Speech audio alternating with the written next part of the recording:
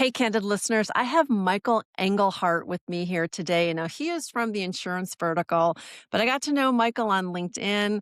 Michael, what I love about you is that there's a poet within you. You're very empathy driven. And I want to talk about that today in terms of leadership, especially someone like you who's a high performer. So, welcome to Candid and thank you for coming on. Well, thank you. Yeah, I was looking forward to this. Awesome. I, yeah, we talked a little while ago. I think it took a little while to get it back on the books, but it gave me a chance to read a lot of your writing. We'll move away from the insurance business owner, entrepreneur. You shared with me a lot of your more deeper introspective writing. Can you talk a little bit about that and what that does for you in terms of helping your mental state? Sure. I was just thinking of this story. I was at, it goes back, I think, 30 something years ago, and my best friend's father passed away. And I was at the funeral, and one of his sons, five, one of his sons got up and said, talking about his father, and he goes, yeah, one of the greatest things about my father is he lived a completely integrated life. Like he worked really hard, he played really hard, but it was all integrated. It was one life. And I always, at that time in my life, I wondered what that really meant. I'm like, wow, that sounds really great. And Yeah. I found it to be elusive for a long time. And then I've been writing now so that just came to my head when you asked that question. And today I think I do live a very integrated life. And my routine each and every morning is I get up, I get a cup of coffee, Right. meditate, and then I write.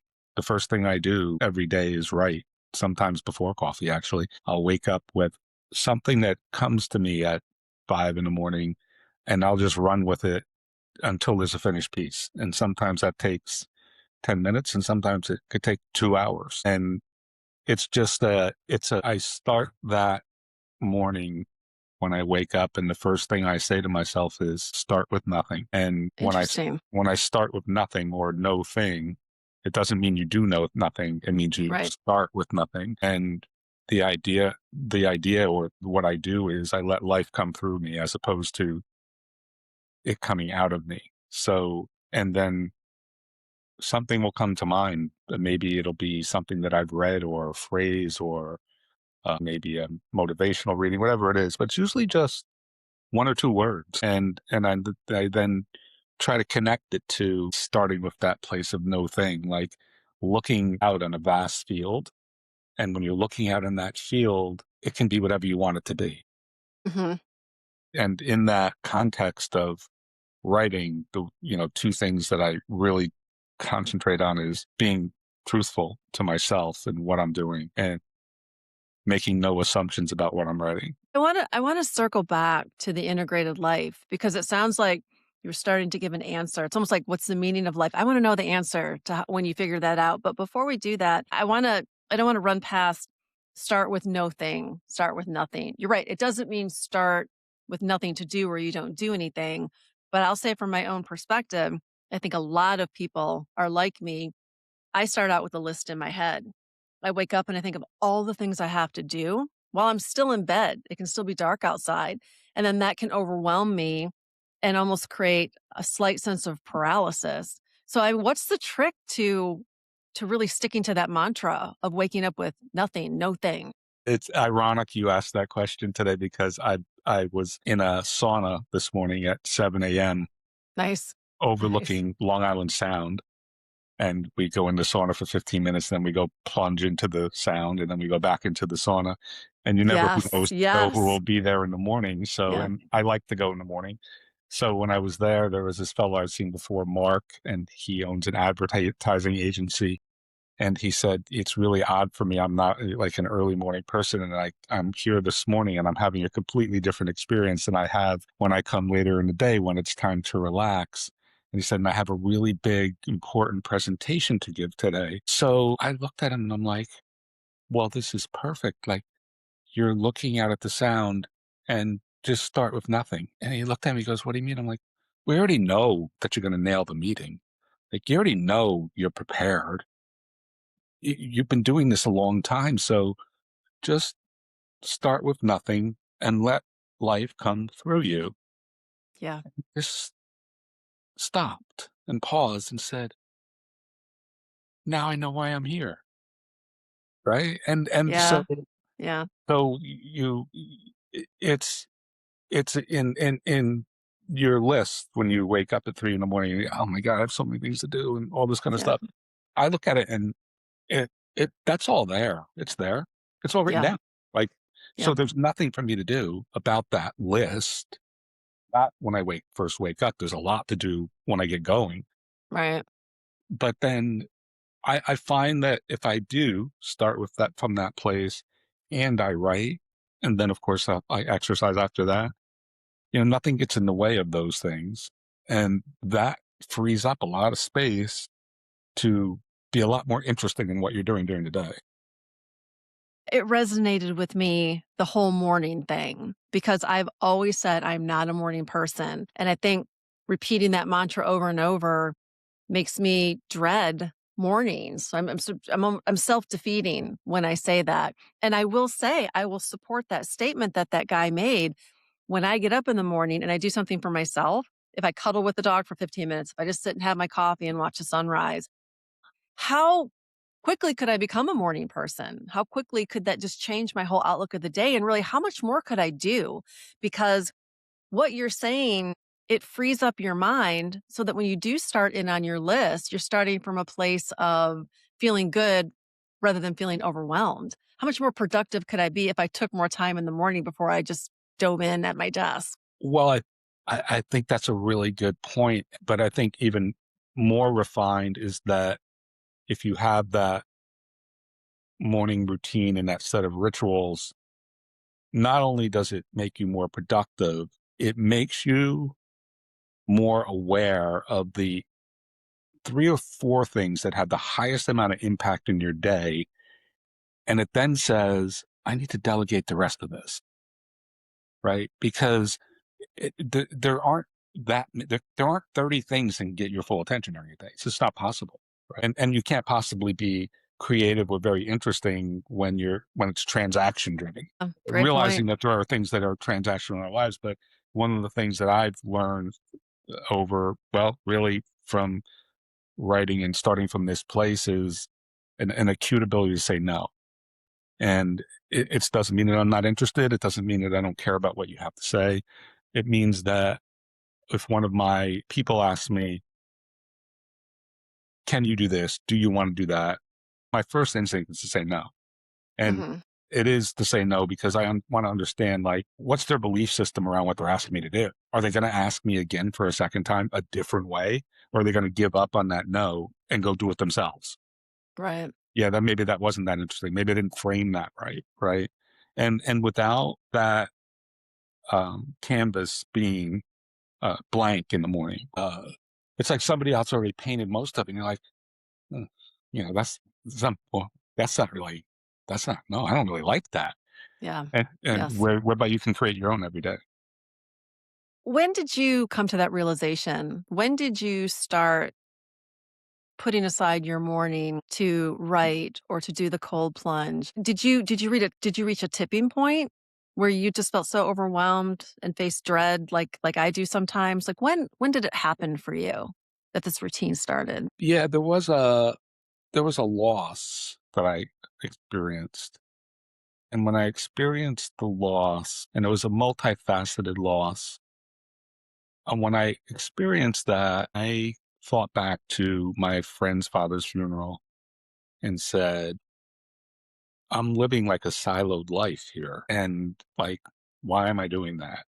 I wonder what happens if I just sit and look into a mirror and look into that mirror for a long period of time, Yeah. Yeah. uh, to the point where you actually start to talk like you're talking to yourself, and you actually have these like kind of micro explosions of wow factors and breakdowns, and like you go back and you think about things, and then you continue to look, and what you find, what I found anyway, was there's a 6-year-old boy.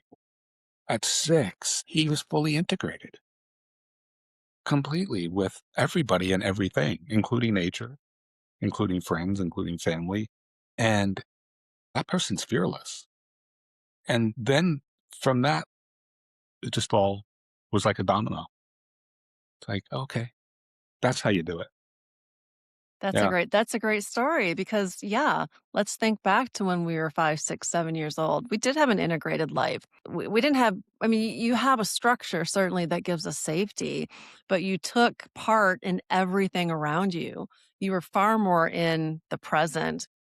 Whereas in adulthood, I'm always thinking sometimes years out, what I have to do or what could happen or what I need to prepare for. And that has taken away from my life. So getting back to that childhood feeling would be amazing. And it sounds like you did a lot of self-reflection to get there.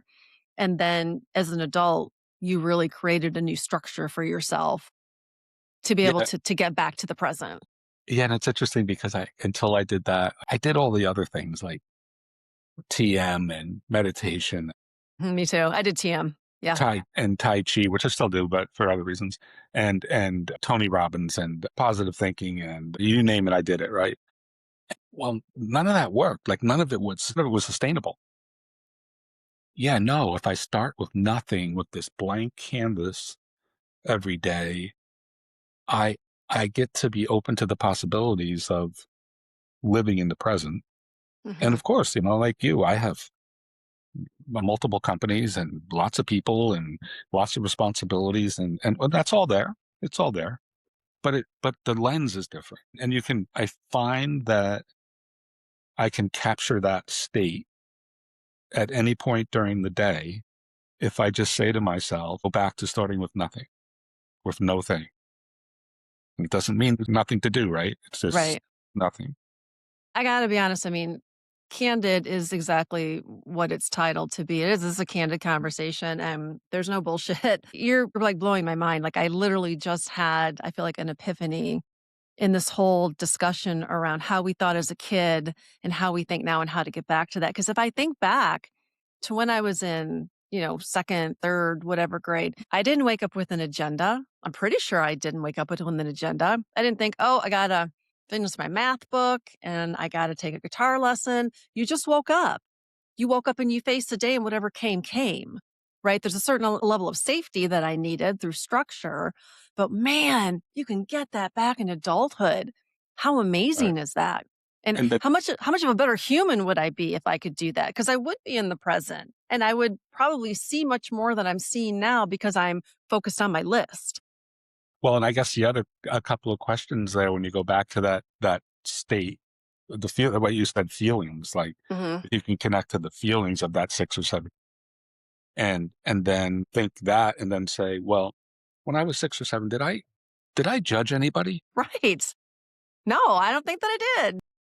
And did I make assumptions? Well, maybe I made an assumption that dinner would be on the table every night, but I didn't make assumptions of how people thought or what they might be thinking or anything like that either. So now I didn't have judgment and I didn't make assumptions.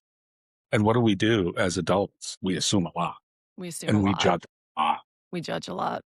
Even subconsciously, we're judging all the time. Hmm. But when you start nothing from a place of no thing, there is no judgment, right? Well, and I think that so we're talking about judging other people and situations but we Even also judging judge yourself. ourselves. Yeah, Yes. for Yeah. sure. Yeah. That's probably the one we judge the most is ourselves.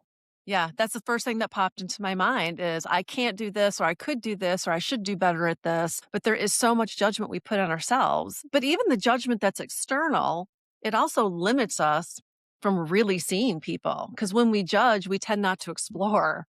Right? If I judge you in this way, am I going to explore further and really get to know you? Probably not.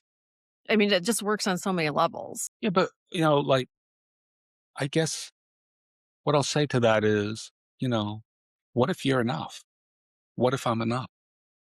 Like, what if we're enough? To be enough is like a profound place to be. And that's where, like, it's kind of enlightening. Yeah, you're making things move inside of me.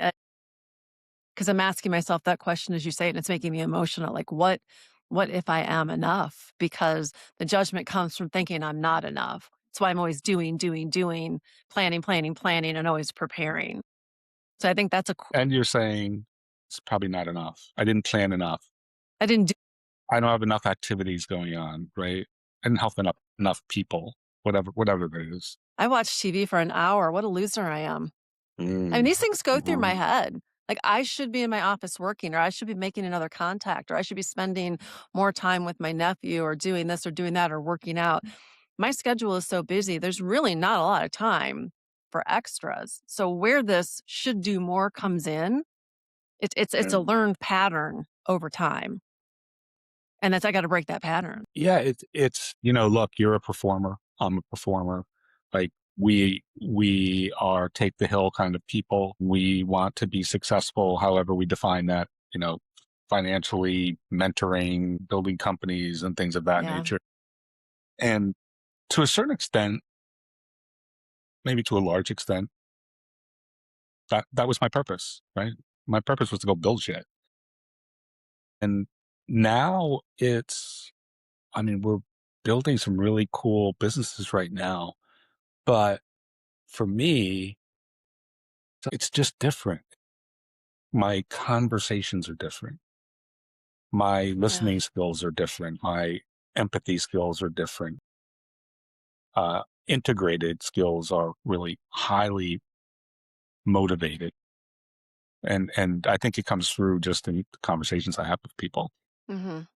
So Mhm. yeah, it's pretty fascinating. I want to kind of you sort of answered the question, but I wanna take it into the realm of leadership. And so this transformation that you've gone through of being in the moment and starting with no thing, how did you see that changing how you led people? Or even just all the just any human around you, that could be family, it doesn't have to be in business, but how did that change you as a leader? Well, I think I want people to be empowered by this concept of no thing.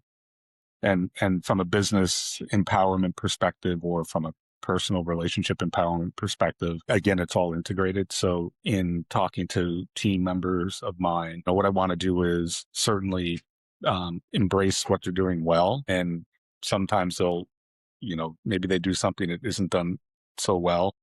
And it's like, what if you started with kind of at a place of nothing there? Pretend you don't know anything about this. Don't judge what you've done. Don't assume anything about what I may want. Use your mind to start from a place of nothing. And how would that look then? How would you look at this assignment, this goal, this meeting, this whatever? And it creates this freedom. It frees the person and it creates this wave of creativity. It may not even work, but it doesn't matter, right? Because it starts to change that kind of that those neural links. Say, oh, I was given permission today to start with nothing, and I'm not being judged. I'm not making assumptions about what somebody wants. I can actually just sit here and I can think about this task in a brand new way. And there's scale in that. Yeah, absolutely. So freeing that person by start with nothing is empowering. Have you seen noticeable change in people that work with you or on your team since you've gone through this transformation? Yeah, for sure. Yeah, it's unbeknownst to them, but Oh, yeah? Okay, yeah. yeah, it's just a different cadence, a different, even really kind of a confidence and a quietness that kind of comes over everything, and there's a lot less noise in conversations because no one, if you don't- you know if you can get to that place, y- you you're free to express yourself then. And again, when you don't feel you're being judged and you're not making assumptions, you're really free to be as creative as you could possibly ever be. Yeah, I mean, I think there have been so many insights just in talking to you for 25 minutes. I think a really great place to close the episode is going back to that integrated life question. So, what words of wisdom do you have? What does integrated life mean to you? And what would you have to say to people listening to get there? Yeah, again, the getting back to that 6 or 7 year old where you can viscerally see yourself, literally life was playing. So getting there and connecting emotionally in a visceral way, which we often don't allow ourselves to do, Right. or the programs have been so corrupted that we choose not to remember because we put other things on top of it. So if you can really Mhm. just literally look in a mirror or look into a camera and record yourself Right. for as long as it takes, could be hours. Mhm. Let all of that happen and let life come through you, and then start to live each day starting with nothing. I think all of the pieces of your life kind of it comes into a circle. Mm. Yeah. That's all amazing. I think listeners are going to get so much out of this episode. I mean, I appreciate you being so candid and so open with who you are and how you got there. Anything else that I've forgotten to ask you? Probably. Oh, But I just, we can revisit. yeah, yeah. Will you come back? Because we have Yeah, of more to talk course. about. We have a lot more to talk about. Yeah, for sure. Excellent. Yeah. Michael, thank you so much for being on Candid and being Thank so you. candid. Yeah. And listeners, thanks for joining us again and come back next time when I continue to get candid. Can she say that?